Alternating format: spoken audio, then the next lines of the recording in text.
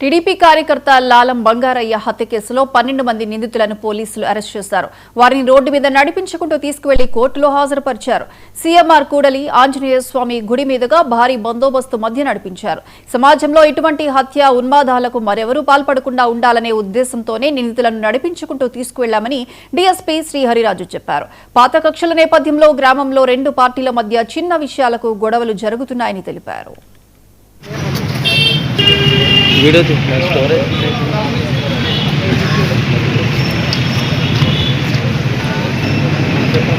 కాకినాడ జిల్లా మన తుని ప్రాంతానికి సంబంధించి కోటనందూరు మండలం అల్లిపూడి విలేజ్లో ఈ నెల 16వ తారీఖున ఒక మర్డర్ జరిగింది. ఈ కేసులో ఏంటంటే లాలం బంగారయ్య, ఈయన దొరబాబు అంటారు, తండ్రి శ్రీరామ్ నుంచి 35 సంవత్సరాలు, అన్మ్యారీడ్, ఫీల్డ్ అసిస్టెంట్గా పనిచేస్తూ ఈయన చనిపోయింది. ఆ రోజు ఏంటంటే ఈ పండగ సందర్భంగా పండగ అప్పటికి అయిపోయింది. ఇంకా అయిపోయిన తర్వాత 16వ తారీఖు అక్కడ ఆ గ్రామంలో అల్లిపూడి గ్రామానికి సంబంధించి టీడీపీ నాయకుడు అంటోరెడ్డి ఎర్రపాత్ర అని చెప్పి పులిబాబు అంటారు.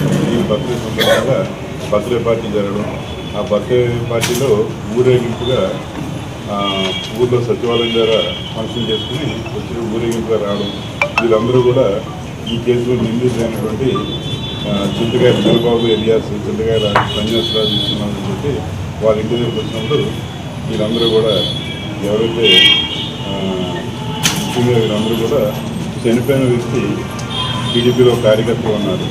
అలాగే ఇందులో ముద్దాయిలందరూ కూడా ఎక్కువగా వైఎస్ఆర్సీపీ సంబంధించిన వాళ్ళు ఉన్నారు. వీళ్ళందరూ కలిపి అటాక్ చేయడం.